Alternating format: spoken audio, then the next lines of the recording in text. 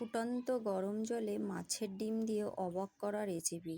ফুটন্ত গরম জলে মাছের ডিম দিয়ে যে এত সুন্দর রেসিপি হয় আপনি না দেখলে বিশ্বাস করতে পারবেন না। আপনি অবাক হয়ে যাবেন যে ফুটন্ত গরম জলে মাছের ডিম দিয়ে যে এত সুন্দর রেসিপি তৈরি হয়। আর এই রেসিপি বড় থেকে বাচ্চা পর্যন্ত সবারই প্রিয়। তো অবশ্যই রেসিপিটি প্রথম থেকে শেষ পর্যন্ত দেখুন। নমস্কার বন্ধুরা, সরস্বতী কুকিং চ্যানেলে আপনাদের সবার স্বাগত। দেখুন এখানে আমি নিয়ে নিয়েছি 3টে লেমন গ্রাস। তো এই লেমন গ্রাসটাকে আমি ভাঁজ করে সুন্দর করে বেঁধে আমি জলের ভিতর দিয়ে দেব, গরম জলের ভিতর। তো এই গরম জলের ভিতর লেমন গ্রাসটা দেওয়ার জন্য কিন্তু একটা লেমনের ফ্লেভার বেরোবে। তো দেখুন এইখানে জলটা গরম হয়ে গেছে আর আমি জলের ভিতর দিয়ে দিয়েছি লেমন গ্রাস। এরপর আমি মাছের ডিমটাকে এর ভিতর দিয়ে দেব। লেমন গ্রাসটা দেওয়ার জন্য কিন্তু মাছের ডিমে যে একটা আষ্টে গন্ধ থাকে, এই গন্ধটা কিন্তু আর বেরোবে না।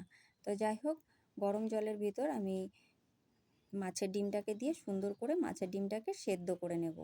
আর মাছের ডিমটা সেদ্ধ করার জন্য কিন্তু মাছের ডিমটা যখন আপনি ভাজবেন তখন কিন্তু মাছের ডিমটা আর ফাটবে না।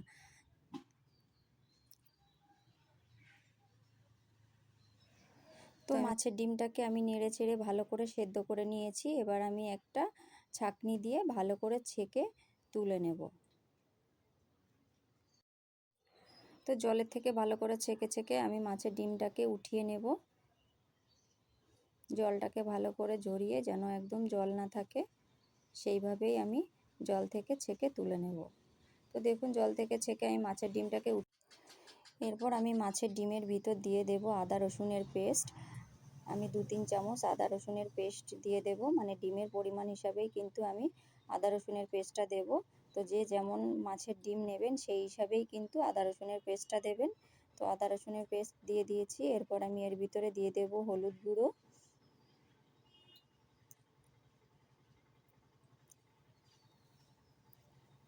এরপর দিয়ে দেব আমি লবণ স্বাদ মতো,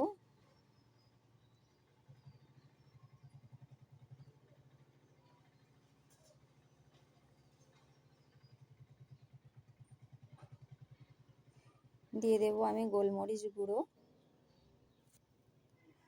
তো সমস্ত মশলা আমি এর ভিতরে দিয়ে দেব, দিয়ে কিন্তু সুন্দর করে মেখে নেব। এরপর আমি এর ভিতরে দিয়ে দেব সেদ্ধ করা আলু। তো সেদ্ধ করা আলুটা দেওয়ার জন্য কিন্তু মাছের ডিমটা মানে সেদ্ধ করলে কিংবা ভাজলে যে একটা শক্ত ভাব হয়ে যায়, সেই শক্তটা হবে না। আলুটা দেওয়ার জন্য কিন্তু সফট তৈরি হবে। আর মাছের ডিমটা সেদ্ধ করে নিলে কিন্তু ফাটে না, এই কথাটা কিন্তু আমি আগেও বলেছি। তেলে দিলে মাছের ডিমটা যে চড়বড় করে ফেটে ওঠে, সেইটা ফাটবে না। তো যাই হোক, আলুটা দেওয়ার জন্য কিন্তু একদম সফট তৈরি হবে, একদম শক্ত হবে না। তো আলুটা দিয়ে আমি ভালো করে মেখে নেব। দিয়ে দেব 2 চামচ মতো এখানে বেসন। বেসনটা দিয়ে ভালো করে মেখে নেব।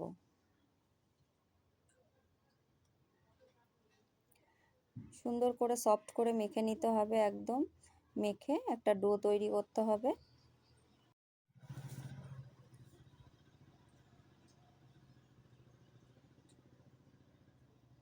তো আলুটাকে কিন্তু ভালো করে একদম মিশিয়ে মাখতে হবে, আলুটা যেন দলা দলা না থাকে। তো দেখুন এই যে আমি ভালো করে মেখে নিয়েছি। তো চলুন এবার চলে যাই রান্নার দিকে।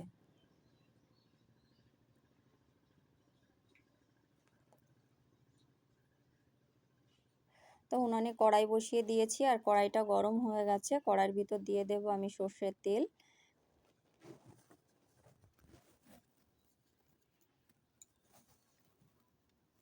আর তেলটা গরম হয়ে গেছে। এবার মাছের ডিমের এই বলসগুলো আমি একে একে সমস্ত তেলের ভিতর দিয়ে দেব।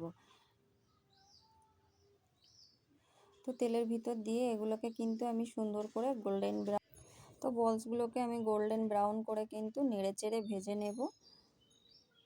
আর এরকমভাবে মাছের ডিমটা ভাজলে কিন্তু একদম ফাটবে না। দেখুন একদম ফাটছে না। মাছের ডিম তেলের পরে দিলে যে চড়বড় করে ফেটে চোখে মুখে লাগে, সেটা কিন্তু আর হবে না।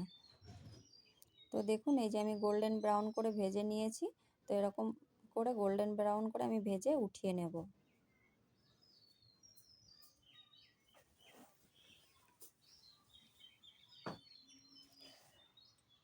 তো সমস্ত মাছের ডিমটাকেই কিন্তু আমি এরকমভাবে ভেজে নেব।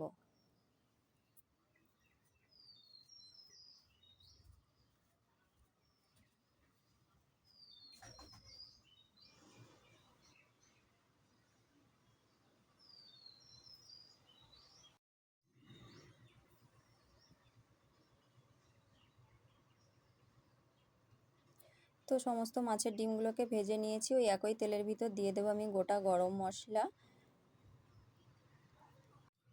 দিয়ে দেবো রসুন কুচি। তো রসুন কুচিটাকে দিয়ে আমি ভালো করে রসুনটাকে কিন্তু একটু নেড়ে চেড়ে ভেজে নেব। এবার আমি দিয়ে দেব আদা কুচি,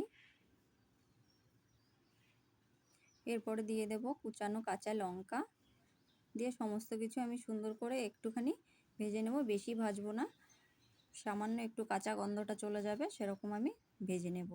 এরপর আমি দিয়ে দেব এর ভিতরে টুকরো করে রাখা পেঁয়াজ। পেঁয়াজটাকে দিয়ে আমি সামান্য একটু নেড়ে চেড়ে নেব।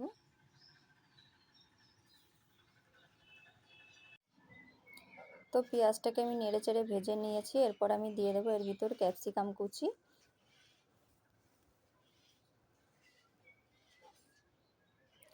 ক্যাপসিকামটাকেও আমি একটু নেড়ে চেড়ে ভেজে নেব। এরপর আমি দিয়ে দেবো এর ভিতর টমেটো কুচি,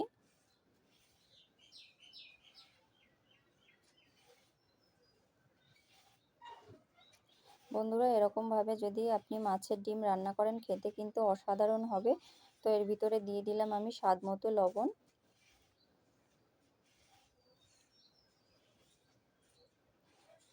তো সমস্ত কিছু দিয়ে আমি একটু ভালো করে নেড়ে চেড়ে নেব।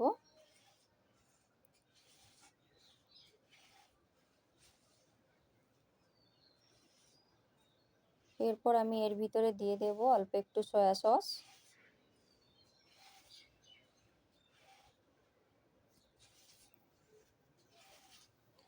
সয়া সসটা দিয়ে আমি আরেকটু ভালো করে মিশিয়ে নেব।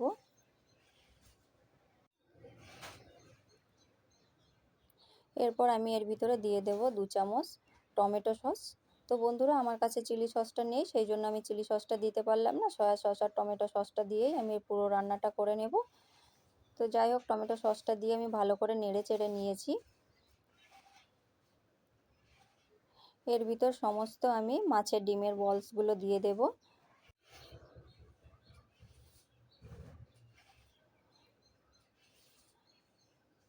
তো মাছের ডিমের বলসগুলো দিয়ে কিন্তু আমি আরেকটু ভালো করে মিশিয়ে দেব। এটা খেতে কিন্তু অসাধারণ হয়। বাড়িতে কিন্তু অবশ্যই একবার তৈরি করবেন, তৈরি করে খেয়ে দেখবেন। মাছের ডিমের এগ চিলি তো অবশ্যই তৈরি করবেন। আর এখানে দেখুন আমি 1 চামচ কর্নফ্লাওয়ার গুলে রেখেছিলাম, তো সেটাই আমি এখন দিয়ে দেব, দিয়ে সুন্দর করে মিশিয়ে নেব।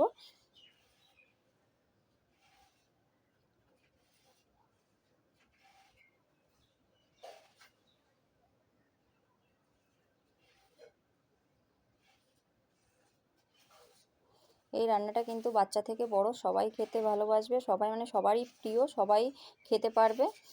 তো যাই হোক, এর ভিতরে আমি এখন দিয়ে দেব গোলমরিচ গুঁড়ো, অল্প করে একটু গোলমরিচ গুঁড়ো দিয়ে দেব। দিয়ে আমি রান্নাটাকে কমপ্লিট করে নেব। আমার রান্নাটা হয়ে গেছে, এবার একটু মিশিয়ে দেব, মিশিয়ে দিয়ে কিন্তু আমি এটাকে নামিয়ে নেব।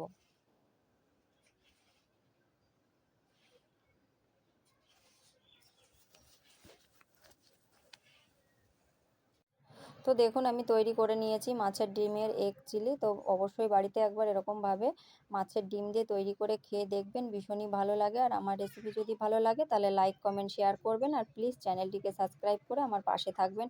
যেসব বন্ধুরা আমার চ্যানেলে নতুন এসেছেন তারা অবশ্যই আমার চ্যানেলটিকে সাবস্ক্রাইব করবেন, সাবস্ক্রাইব করে আমার পাশে থাকবেন। আর মাছের ডিম দিয়ে যে এইটা তৈরি করলে মাছের ডিম শক্ত হয়ে যায়, এটা কখনোই ভাববেন না। কারণ কি, মাছের ডিম যেভাবে আমি তৈরি করেছি দেখুন একদম সফট তৈরি হয়েছে। তো এরকমভাবে অবশ্যই বাড়িতে তৈরি করার চেষ্টা করবেন, ভীষণই ভালো হয়। ভালো লাগলে লাইক কমেন্ট শেয়ার করবেন।